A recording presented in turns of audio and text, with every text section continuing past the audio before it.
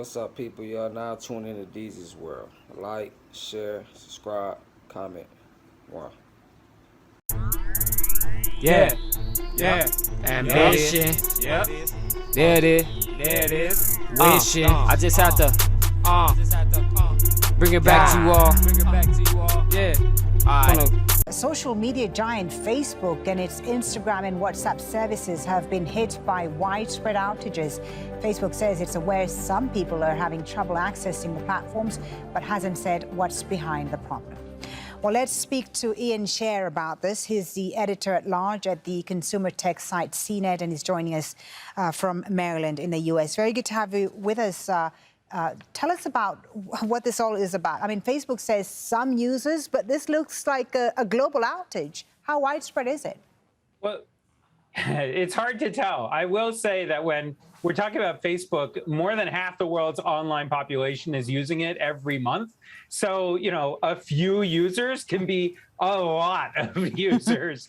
But this is a significant look. These outages happen from time to time. Right. Sometimes they are the result of bad behavior, hacks or something. Other times it's someone who pushed the wrong button. And this time it seems like it may have been not a bad thing. It may have been someone pushed the wrong button or some computer is misconfigured, and that'll get fixed at some point. But this has been going on for over an hour now, which is long. Yeah. No? It is long. And look, these things tend to be unusual because Facebook in particular really prides itself on working really well. You know, over the last, I'd say 5-10 years, we've seen Google, Apple, Facebook, Amazon, all of them have been relatively stable. Before that, it was pretty normal for the internet to kind of go in and out and some websites not to work. You can look up the Twitter fail whale if you remember that period of internet history. So, you know, this stuff did happen, but it is unusual more so now. And so, yeah, having it out for an hour is definitely noteworthy. And this is coming in a day after a whistleblower revealed that the company Facebook prioritized profit over public good. And we know that political pressure has been building on the company. We're not speculating, of course, here whether there's a link between that and what's happening today. But I'm wondering, you know, with all this bad publicity right now for Facebook and this political pressure, can the company withstand all this bad pressure and bad publicity? What do they have to do to change things around?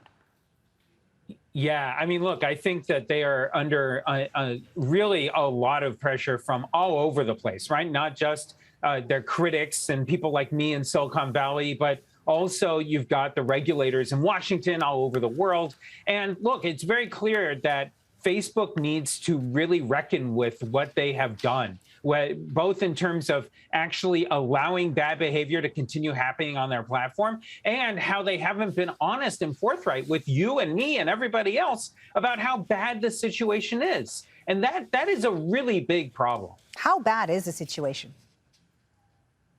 I mean, it's very clear that harassment and the spread of disinformation, undermining democracy, all of these things have been happening on a wider scale than Facebook has told us about. We don't have access to any data that actually tells us. All we have are little slivers of information. Right. So it is a big, big problem. And the company has shown internally that they know that. Right. That's what the whistleblower, of course, revealed in reports that we read about yesterday. You know, when you see all this you wonder, of course, if, you know, one company, Facebook, owning multiple major online platforms is a good idea. What can regulators do about this? Yeah, I mean, look, there's been efforts inside of Washington to talk about whether or not Facebook should be forced to be broken up. You may remember that 20 years ago, that conversation was happening around Microsoft. And the way that turned out was that even though Microsoft was found to be a monopoly, all the government did was slap it on the wrist and allow it to continue being Microsoft.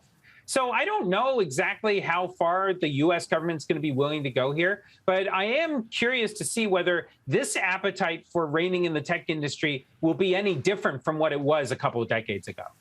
Thank you so much for talking to us about this. Ian Scher from CNET joining us there from Maryland. Thank you for your time. Thank you. Now these scathing accusations from a former Facebook executive about how the company handles hate content and misinformation. The whistleblower, Frances Haga, is a former product manager at Facebook. She's set to testify before Congress tomorrow on how she says the company put profits over public safety.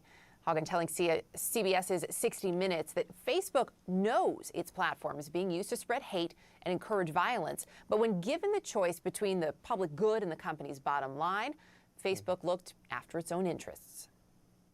One of the consequences of how Facebook is picking out that content today is that it is optimizing for content that gets engagement, a reaction. But its own research is showing that content that is hateful, that is divisive, that is polarizing, it's easier to inspire people to anger than it is to other emotions. Facebook has realized that if they change the algorithm to be safer, people will spend less time on the site, they'll click on less ads, they'll make less money. Wow. It's the bottom line. Haugen also accused Facebook of contributing to the climate that led to the January 6th attack on the Capitol. Why? She says that after the 2020 election, the company reversed some of its own safeguards against election disinformation. They told us we're dissolving civic integrity. Like they basically said, oh good, we made it through the election. There wasn't riots. We can get rid of civic integrity now. Fast forward a couple months, we got the insurrection. And when they got rid of civic integrity, it was the moment where I was like, I don't trust that they're willing to actually invest what needs to be invested to keep Facebook from being dangerous. As soon as the election was over, they turned them back off, or they changed the settings back to what they were before to prioritize growth over safety. And that really feels like a betrayal of democracy to me. Growth over safety. CNN chief media correspondent Brian Stelter has been following this story. And Brian, you know, this is really the latest in a series with Facebook, right? Where they know about the damage, the disinformation being shared online, and don't do anything about it, or in this case, it seems, hid that information. And that's why there are so many comparisons this morning to big tobacco, to decades ago when big tobacco companies were revealed to have known their products were addictive and deadly. Now, of course, Facebook rejects those comparisons, but they're going to keep coming up because the whistleblower is testifying before a Senate subcommittee tomorrow. So she will be speaking out on Capitol Hill, and she's already lined up a chance to testify in the United Kingdom as well. So what we have in this situation is an insider saying what so many of Facebook's outside critics have been saying for years. Now you have someone who was on the inside, who was working as a product manager, working on misinformation, trying to combat Facebook's problems. She came to conclude that Facebook was not going to do so, that the situation was getting worse. And as you see on screen there, her lawyers have filed 8 complaints, at least 8 complaints, with the SEC, of course, the government agency that regulates the financial markets. So what she is charging is that what Facebook says in public is a lie compared to what she knows in private. She's also the person who leaked all those documents to the Wall Street Journal and provided all this evidence that Facebook knows about the flaws of its platforms. Now, I interviewed Nick Clegg yesterday. He's one of the top spokespeople for Facebook. And essentially, he advances the argument that no social media platform is perfect, but we are trying our best. Here's a part of what Clegg told me. I think this is a good example of the company doing exactly what I hope people would expect we should do, which is not pretending that everything is perfect on social media. It isn't. Researching where there are the minority of instances where it's not working out right for people, and then trying to fix it as much as we can on our own apps. So what you hear there is Clegg saying, you know, most people have a good experience on Facebook and Instagram. And for the people who don't, we're trying to improve that. We're trying to fix that. I think the broader question, though, is when there's a product so addictive that's warping our brains and minds, that is used by billions of people, is it bigger than anyone can control? Has the monster become too big for Facebook to control?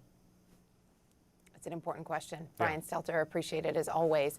Joining us now is Lisa Banks. She's an employment and whistleblower attorney who has represented several high-profile clients, including Stephen Sun, the former Capitol Police Chief, and former HHS whistleblower Dr. Rick Bright. Lisa, it's good to have you with us this morning. Based on your experience, what happens next here? Well, I think the whistleblower will continue to expose what she perceives to be wrongdoing, and she'll do that to Congress. She'll do that through the SEC, and will continue, in all likelihood, to continue doing it through the media as well. Did Facebook, a big picture here, by having this information internally and not sharing it, you know, including with filings with the SEC, I mean, did Facebook break any laws here? It's possible. That would be the basis of her SEC filing, which is that what Facebook was saying publicly to Congress, to regulators, to the public was false, and it was misleading to investors. And that can be a violation of SEC laws and regulations. And so that is the basis of her SEC filing. We know there are a number of filings to the SEC, as you pointed out, we just talked about. She is set to testify before Congress tomorrow. In terms of also providing these documents to the media, is that generally what you would also advise a client to do to make sure that this information gets out? I mean, how important and how wise is that part of what we're seeing? Well, it's risky to do it, for sure. When you reveal information to government agencies, the SEC, Congress, that's generally protected. But when you go to the press, when you give the Wall Street Journal thousands of documents, that's a little riskier. But sometimes it's necessary because what a whistleblower is trying to do is expose serious wrongdoing in the hopes that change can be effected. And if you go to the SEC or sometimes even to Congress, you're not assured that that information will get out, that you want to shine a light on this. And sometimes going through the media is the best and the only way to do that. So it often is a necessary step for whistleblowers. I mean, we saw that in the Trump administration, for instance, concerns that following the internal process could be quashed, right, by partisans, and you saw folks who then went outside that process. My question to you, big picture, is, are whistleblower laws written to sufficiently protect whistleblowers like this from criminal prosecution? Well, depending on where they bring the information. So obviously, if she's protected in going to the SEC, for example, she may not be protected in going to the Wall Street Journal. And it's entirely conceivable that Facebook will bring some sort of civil action against her, breach of a non-disclosure agreement or misappropriation of trade secrets or something like that. But just because they can doesn't mean they should. Right. They may make their own judgment about public profile, public relations on that issue beyond the law. Lisa Banks, so good to have you on. Thank you very much. Listen, you're in a privileged position to learn a thing or two. Keep your mouth shut and your eyes open.